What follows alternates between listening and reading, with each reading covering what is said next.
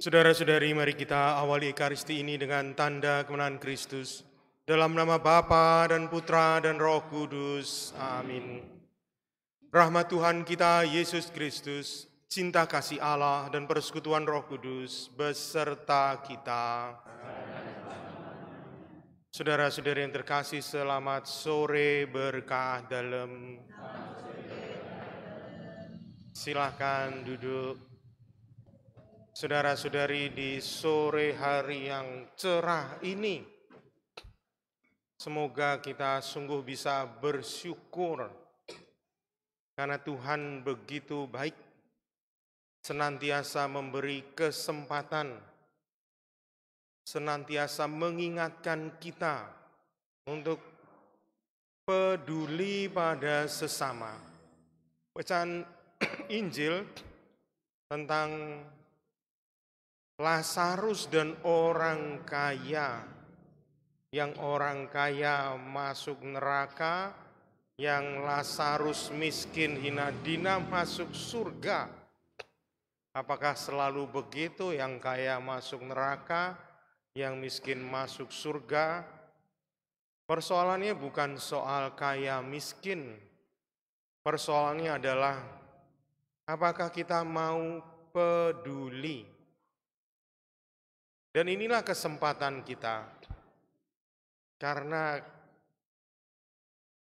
kesempatan kalau sudah hilang tak bisa diraih lagi. Nah, kita diingatkan untuk kepedulian ini, dan marilah kita awali Ekaristi ini dengan terlebih dahulu mengakui di hadapan Tuhan bahwa kita adalah orang berdosa yang seringkali tidak peduli, bahkan ikut menindas sesama kita, dan mohon ampun padanya agar kita layak dalam perayaan ini.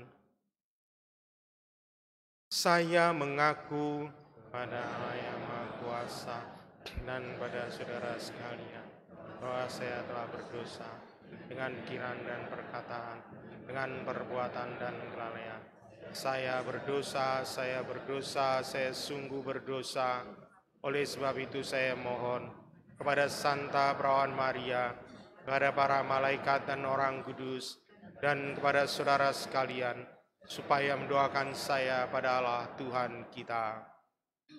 Allah yang Maha Pengasih dan Penyayang, senantiasa mengasihani kita, mengampuni dosa-dosa kita, dan menghantar kita ke hidup yang kekal.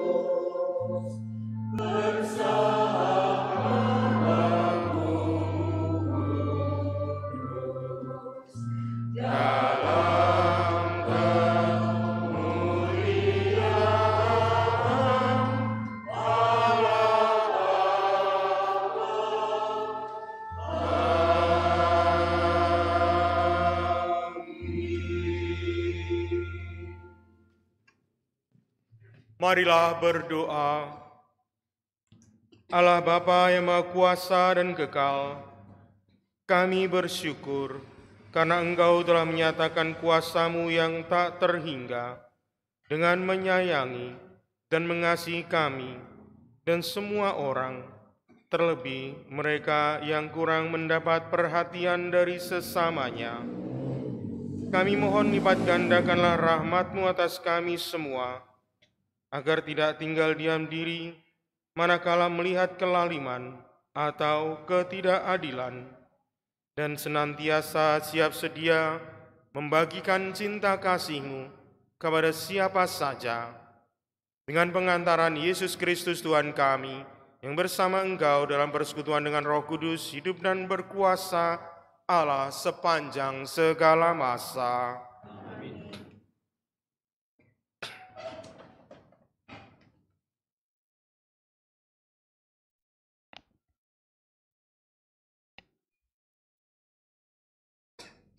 Pembacaan dari Nubuat Amos.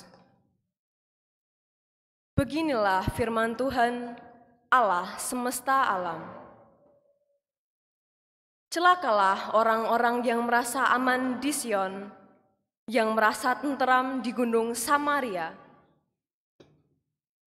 Celakalah orang yang berbaring di tempat tidur dari gading dan duduk bercuntai di ranjang, yang memakan anak-anak lembu dari tengah kawanan binatang yang tambun, yang bernyanyi-nyanyi mendengar bunyi gambus, dan seperti Daud menciptakan bunyi-bunyian bagi dirinya.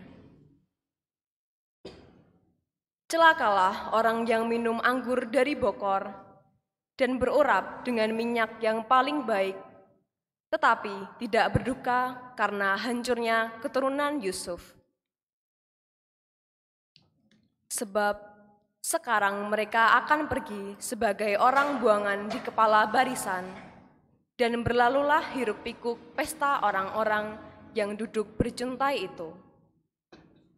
Demikianlah sabda Tuhan.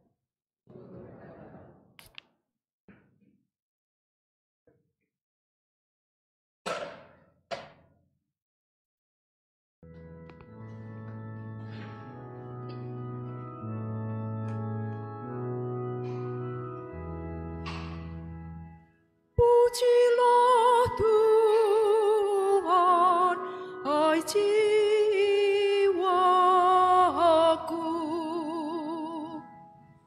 Pujilah Tuhan, hai jiwaku.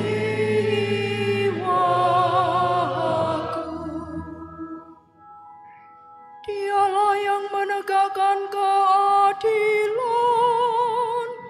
bagi orang yang diperas, dan memberikan roti kepada orang yang lapar. Tuhan membebaskan orang-orang yang terkurung. Pujilah Tuhan, hai jiwaku.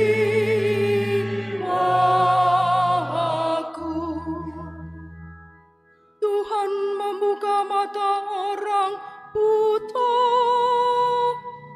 Tuhan menegakkan orang yang tertunduk. Tuhan mengasihi orang-orang benar. Tuhan menjaga orang-orang asing. Pujilah Tuhan, hai jiwaku.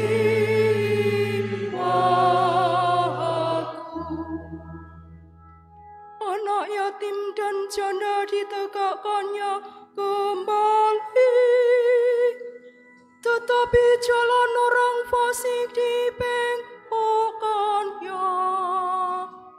Tuhan itu Raja untuk selama-lamanya.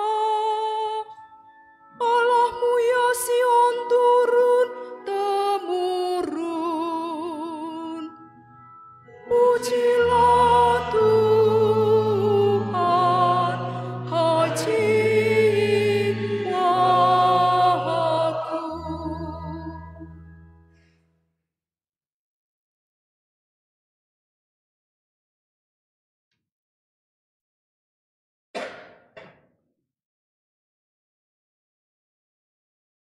Pembacaan dari surat pertama Rasul Paulus kepada Timotius.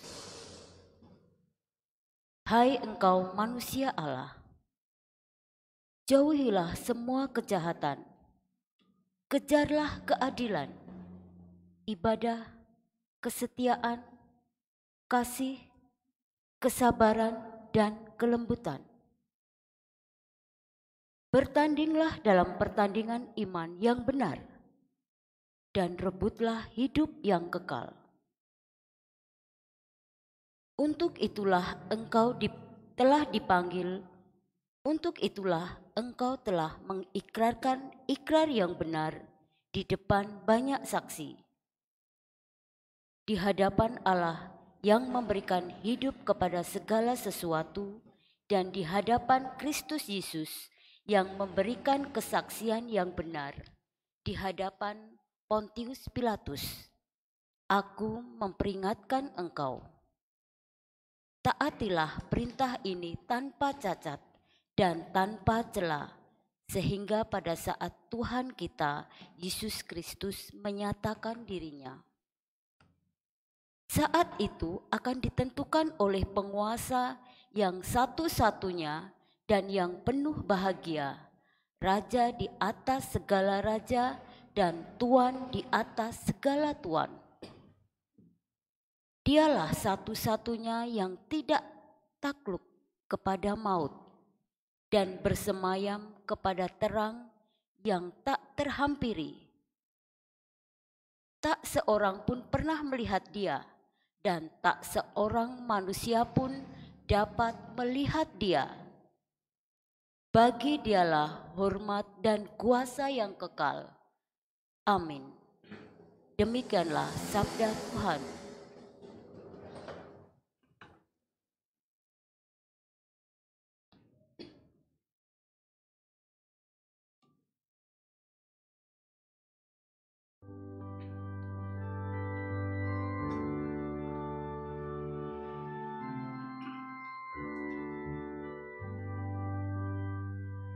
Alleluia, alleluia, alleluia, alleluia,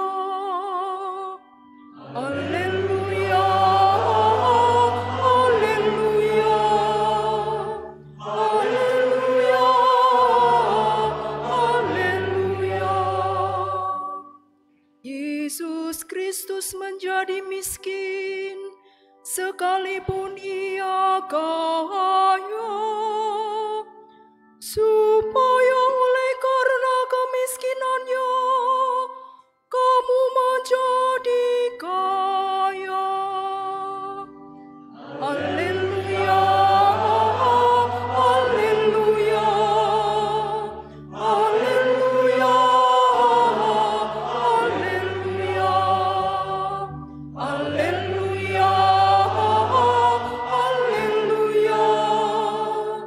alleluia, alleluia. Tuhan bersamamu. Inilah Injil Yesus Kristus menurut Santo Lukas. Sekali peristiwa, Yesus berkata kepada orang-orang Farisi, "Ada seorang kaya yang selalu berpakaian jubah ungu dari kain halus, dan setiap hari ia bersukaria dalam kemewahan. Dan ada seorang pengemis bernama Lazarus. Badannya penuh dengan borok. Ia berbaring dekat pintu rumah orang kaya itu dan ingin menghilangkan laparnya dengan apa yang jatuh dari meja orang kaya itu. Malahan anjing-anjing datang dan menjilati boroknya. Kemudian matilah orang miskin itu, lalu dibawa oleh malaikat-malaikat ke pangkuan Abraham. Orang kaya itu juga mati, lalu dikubur. Sementara menderita sengsara di alam maut, ia memandang ke atas Dan dari jauh dilihatnya Abraham dan Lazarus duduk di pangkuannya. Lalu ia berseru, "Bapa Abraham, kasihanilah aku. Suruhlah Lazarus mencelupkan ujung jarinya ke dalam air dan menyejukkan lidahku, sebab aku sangat kesakitan dalam nyala api ini." Tetapi Abraham berkata, "Anakku, ingatlah, engkau telah menerima segala yang baik semasa hidupmu, sedangkan Lazarus segala yang buruk. Sekarang ia mendapat penghiburan, dan engkau sangat menderita. Selain daripada itu, di antara kami dan engkau terbentang jurang yang tak terseberangi, sehingga mereka yang mau pergi dari sini kepadamu, ataupun mereka yang mau datang dari situ kepada kami, tidak dapat menyeberang." Kata orang itu, "Kalau demikian, aku minta kepadamu Bapa, supaya engkau menyuruh dia ke rumah ayahku, sebab masih ada 5 orang saudaraku, supaya ia memperingatkan mereka dengan sungguh-sungguh, agar mereka kelak jangan masuk ke dalam tempat penderitaan ini." Tetapi kata Abraham, "Ada pada mereka kesaksian Musa dan para nabi. Baiklah mereka mendengarkan kesaksian itu." Jawab orang itu, "Tidak, Bapa Abraham. Tetapi jika ada seorang yang datang dari antara orang mati kepada mereka, mereka akan bertobat." Kata Abraham kepadanya, "Jika mereka tidak mendengarkan kesaksian Musa dan para nabi, mereka tidak juga akan mau diyakinkan, sekalipun oleh seorang yang bangkit dari antara orang mati." Demikianlah Injil Tuhan.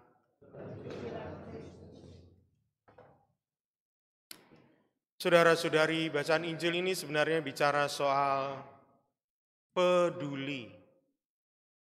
Orang kaya itu tidak peduli, tidak memikirkan, bahkan digambarkan dengan sangat ekstrim.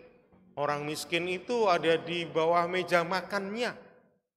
Ini kan ekstrim banget ya. Biasanya orang pengemis itu di pintu gerbang. Ini bahkan di bawah meja makannya pun orang kaya ini tidak peduli, egois, sombong, pakaiannya selalu yang bagus-bagus. Inilah yang menyebabkan dia masuk neraka. Sedangkan orang miskin ini, ia rendah hati, menerima apa adanya. Kalau ada yang jatuh, ya dia makan. Kalau enggak, dia enggak akan protes, enggak akan nodong merampok orang kaya itu.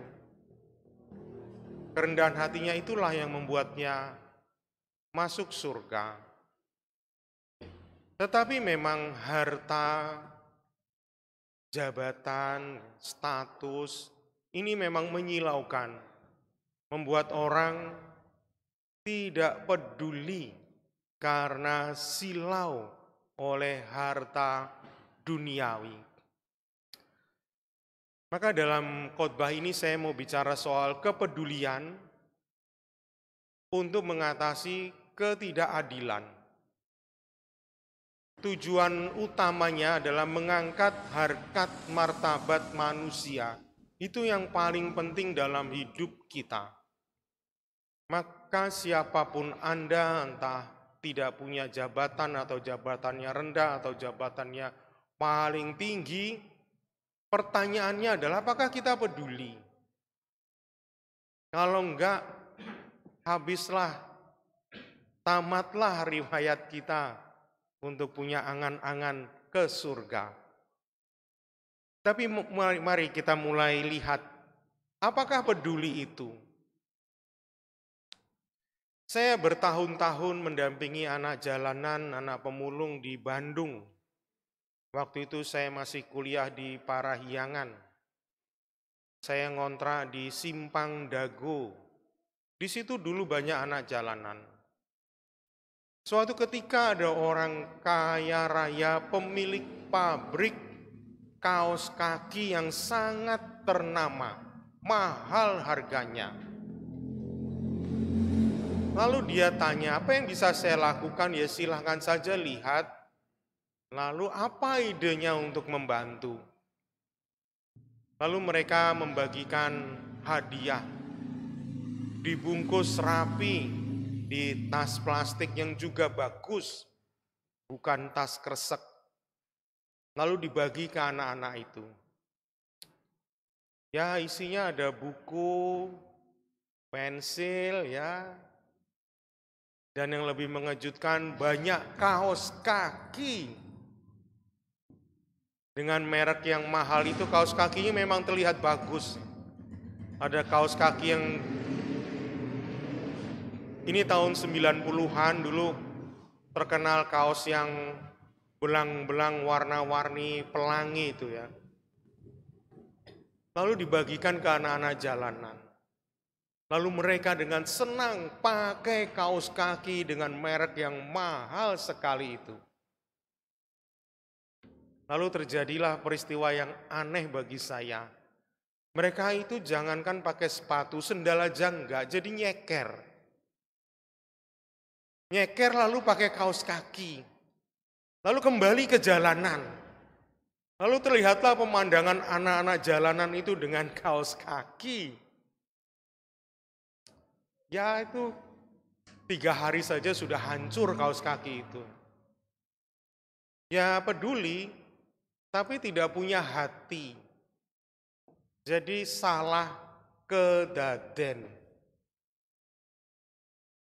Jangan-jangan dia memberi hanya untuk menyombongkan dirinya. Pokoknya saya sudah memberi, titik.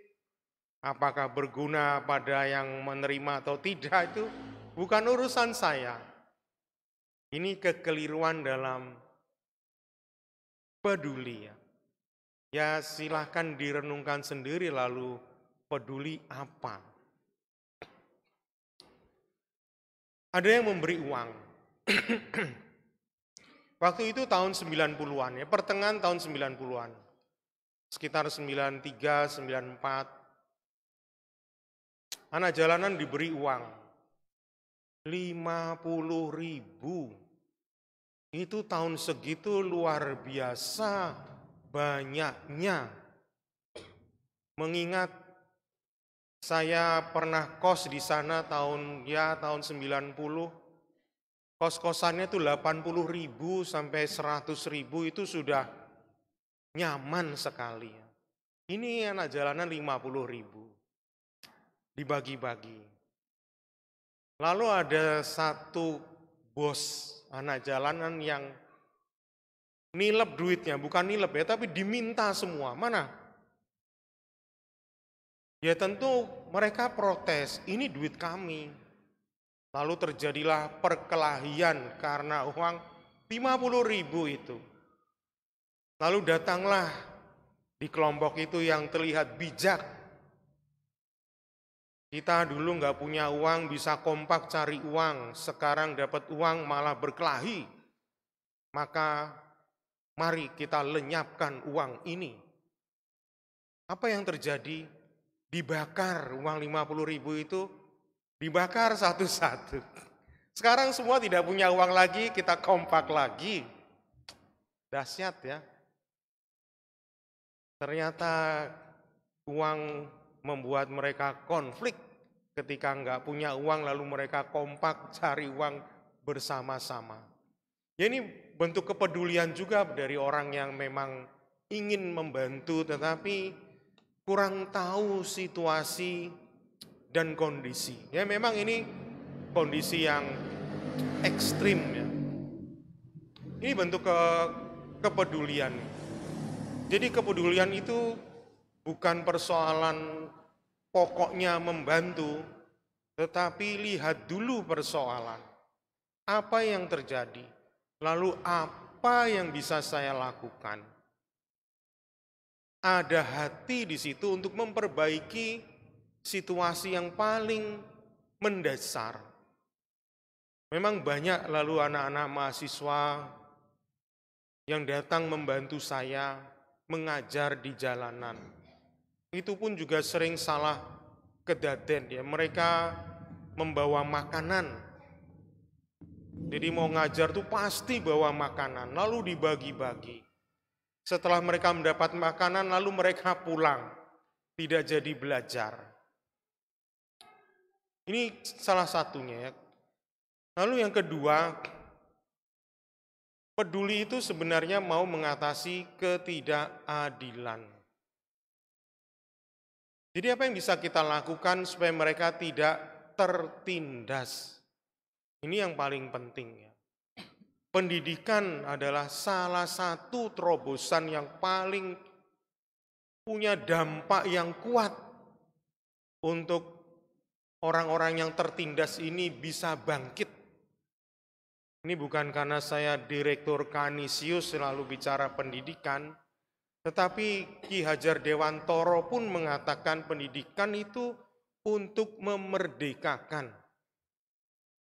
Romo Van Lith itu juga pendidikan untuk memerdekakan. Supaya tidak tertindas. Bagaimana kita menghargai orang lain. Supaya mereka bangkit, tumbuh dan berkembang sesuai dengan harkat martabat manusia. Ketidakadilan itu kita jumpai di mana? Di keluarga apakah ada ketidakadilan? Apakah ada yang semena-mena? Biasanya yang paling semena-mena di keluarga itu siapa ya? Anak? Kayaknya nggak mungkin ya. Bapak, ibu, segala sesuatu itu mungkin ya. Ada orang tua yang tertindas oleh anaknya sendiri, takut sama anaknya. Tapi ada orang tua yang begitu menindas. Saya beberapa kali menjumpai orang tua yang mendidik anaknya dengan sangat kasar. Kata goblok itu sering sekali keluar. Maka ada anak yang pandai sebenarnya, tetapi ia memberontak. Karena orang tuanya begitu keras dan kejam menurut pemikiran saya. Sehingga ia yang pandai sekalipun tidak mau belajar. Karena berontak. Setelah ditanya, kenapa kamu begini? Ya saya sering dikatain goblok sama ibu saya, ya saya jadi goblok aja sekalian. Waduh. Ya ini bentuk penindasan dalam lingkar keluarga. Semoga tidak terjadi di keluarga kita ini ya yang hadir di sini. Jangan pernah mengatai anak, menghina, merendahkan. Saya bertahun-tahun mendampingi anak jalanan itu, spesialisasi saya adalah menggambar dan teater. Saya tidak pernah nyacat gambar mereka. Saya juga tidak pernah nyacat acting mereka. Kata-kata yang keluar itu hendaklah membombong, menyemangati, menghibur. Kalau dia gagal, ya dihibur. Kalau dia putus asa, ya diberi semangat. Kalau kurang baik, mari kita perbaiki. Kalau di lingkar keluarga sudah seperti itu, maka harapan kita punya harapan tidak ada lagi penindasan di luar sana. Karena penindasan ternyata dimulai dari keluarga. Anak yang tertindas kemudian menindas teman-temannya di sekolah. Kalau ada anak yang berulah di sekolah, ini para guru pasti tahu benar apa yang harus dilakukan. Telusurilah keluarganya. Nanti kita akan tahu kenapa anak ini suka ngantemi teman-temannya. Kalau di keluarga ternyata aman, ya mungkin di lingkungan dekat keluarganya. Jadi selalu di lingkungan terdalam. Di lingkungan terdalam ternyata aman, ya lingkar duanya, lingkar tiganya. Lingkar terjauh di sekolah itu seringkali dampak. Ini bukan saya mau membela diri. Ada orang tua yang protes, anak saya kok omong kasar terus, ini sekolah gimana nggak ngajari. Ya mereka datang ke sekolah sudah dengan kata-kata kasar, lalu siapa yang ngajari? Ternyata pergaulan dekat mereka, salah bergaul. Penindasan memang dimulai dari orang-orang terdekat. Dan itu kemudian berkembang luas ya. Ini baru anak, saya membayangkan kalau anak SD ini aja sudah menindas temannya, gimana nanti kalau sudah besar? Kalau dia pandai, sekolah tinggi, jadi doktor, jadi pemimpin, apa enggak gawat ya? Kecerdasannya luar biasa tetapi akhlaknya sangat rendah. Maka akan jadi pemimpin yang sangat menindas. Dan ini berbahaya. Maka saudara-saudari, marilah kita mohon rahmat dari Tuhan agar pertama-tama kita belajar untuk peduli. Peduli dimulai dari hati. Memperhatikan apa yang terjadi, lalu apa yang bisa saya perbuat. Ini awal dari kepedulian. Dan semoga kepedulian kita ini bisa mengatasi ketidakadilan. Amin.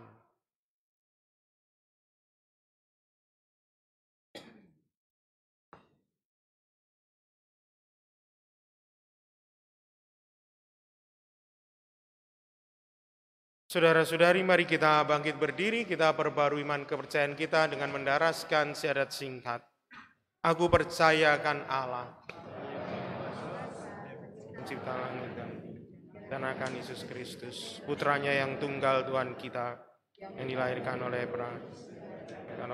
Maria, yang menderita sengsara dalam pemerintahan Pontius Pilatus, disalibkan, wafat dan dimakamkan, yang turun ke tempat penantian, pada hari ketiga bangkit dari antara orang mati, yang naik ke surga, duduk di sebelah kanan Allah Bapa yang Maha Kuasa. Dari situ ia akan datang mengadili orang hidup dan mati. Aku percaya akan Roh Kudus, gereja Katolik yang kudus, persekutuan para, pengampunan dosa, kebangkitan badan, kehidupan kekal. Amin. Para saudara terkasih, marilah kita berdoa kepada Allah Bapa kaum fakir miskin, agar hati kita senantiasa terbuka bagi orang-orang miskin dan menderita. Bagi Gereja Kristus, ya Bapa, terangilah gerejamu dengan Roh Kudus-Mu, agar hidup seturut teladan Kristus yang senantiasa memperhatikan kaum papa miskin dan tertindas, sehingga mampu lebih menghayati semangat kemiskinan dalam karya dan pewartaannya. Marilah kita mohon. Kabulkanlah doa kami ya Tuhan.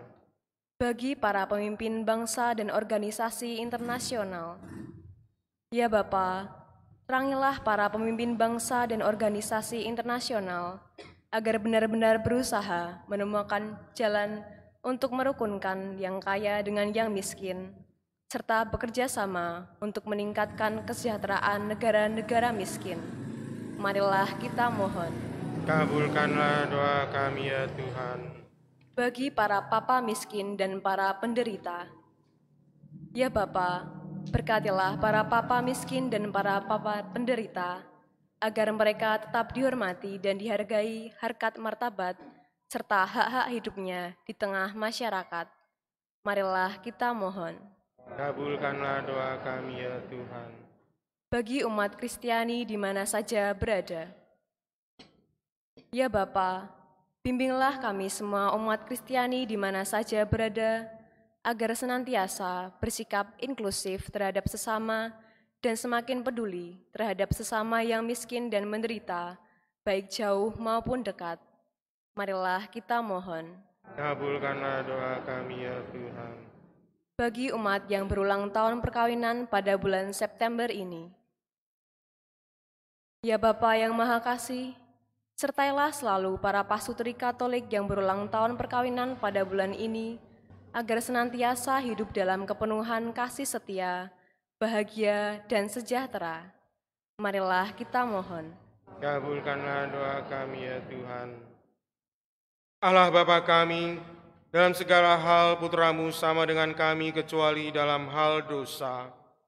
Menghayati akan teladan kesetiaannya, bimbinglah kami agar sanggup tidak mengikatkan diri pada pangkat, derajat, kekayaan, dan kekuasaan, melainkan senantiasa tekun berusaha untuk peduli terhadap sesama yang miskin dan menderita dengan pengantaran Kristus, Tuhan kami.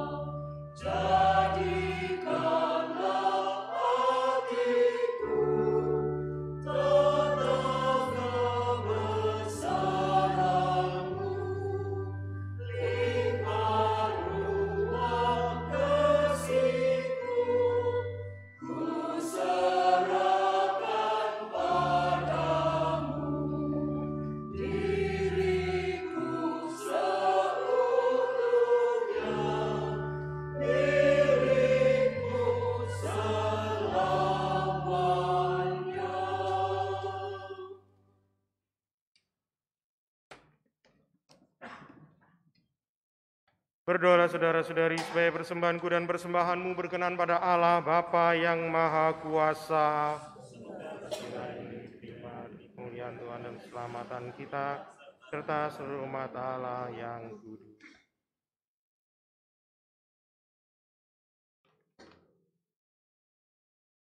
Allah Bapa yang Maha Kudus, berkenanlah menerima roti anggur tanda syukur kami ini, dan persatukanlah dengan kurban Kristus Putramu.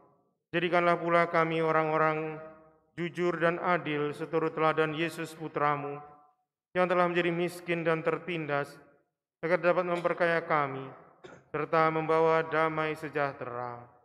sebab Dialah Tuhan dan pengantara kami.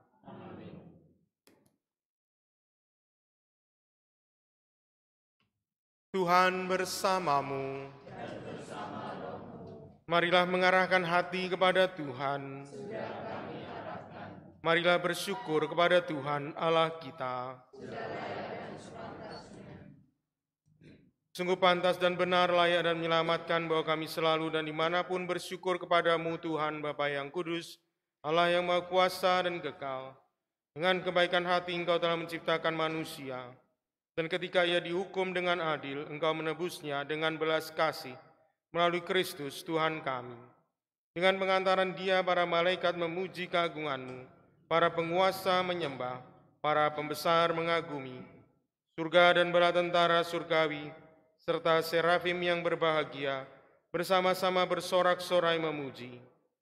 Kami mohon perkenankanlah kami memadukan suara dengan mereka, dan sambil bersujud kami bernyanyi.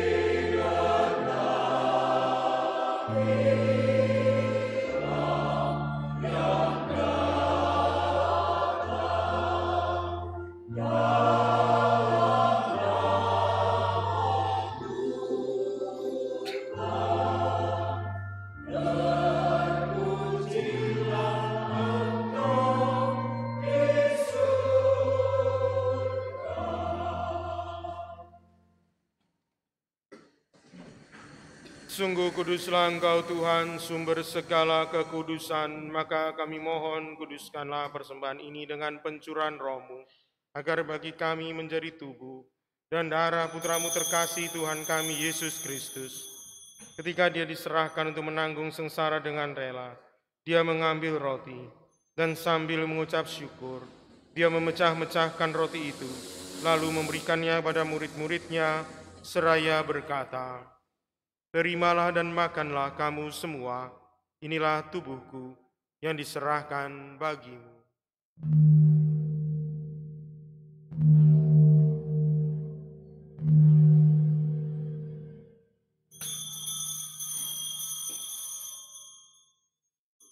Demikian pula sesudah perjamuan Dia mengambil piala. Sekali lagi Dia mengucap syukur kepadamu, lalu memberikannya pada murid-murid-Nya seraya berkata, "Terimalah dan minumlah kamu semua. Inilah piala darahku, darah perjanjian baru dan kekal, yang ditumpahkan bagimu dan bagi semua orang demi pengampunan dosa. Lakukanlah ini sebagai kenangan akan Daku."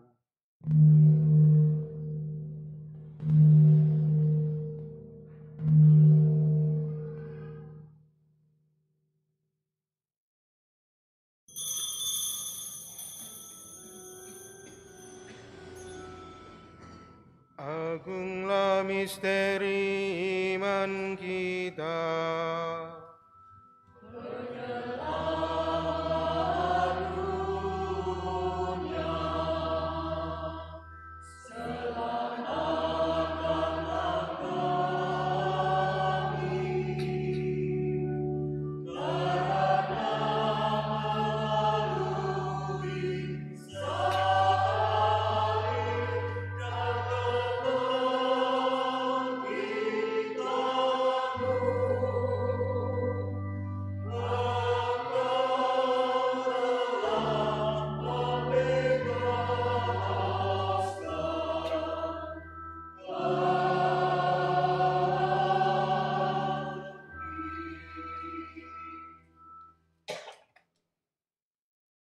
Sambil menangkan wafat dan kebangkitan Kristus, kami mempersembahkan kepadamu Bapa roti kehidupan dan piala keselamatan. Kami bersyukur sebab kami Engkau anggap layak menghadap Engkau dan berbakti kepadamu. Dan kami mohon semoga kami yang menerima tubuh dan darah Kristus dihimpun menjadi satu umat oleh Roh Kudus.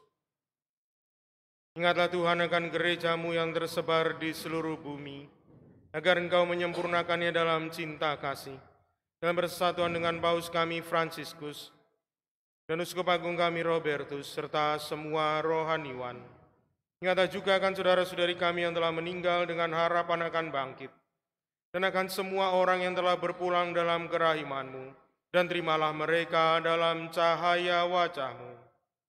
Kami mohon kasihanilah kami semua agar kami Engkau terima dalam kebahagiaan abadi, bersama Santa Perawan Maria, Bunda Allah, Santo Yosef mempelainya, para rasul dan semua orang kudus sepanjang masa yang hidupnya berkenan padamu. Semoga kami pun Kau perkenankan turut serta memuji dan memuliakan Dikau dengan pengantaran Yesus Kristus,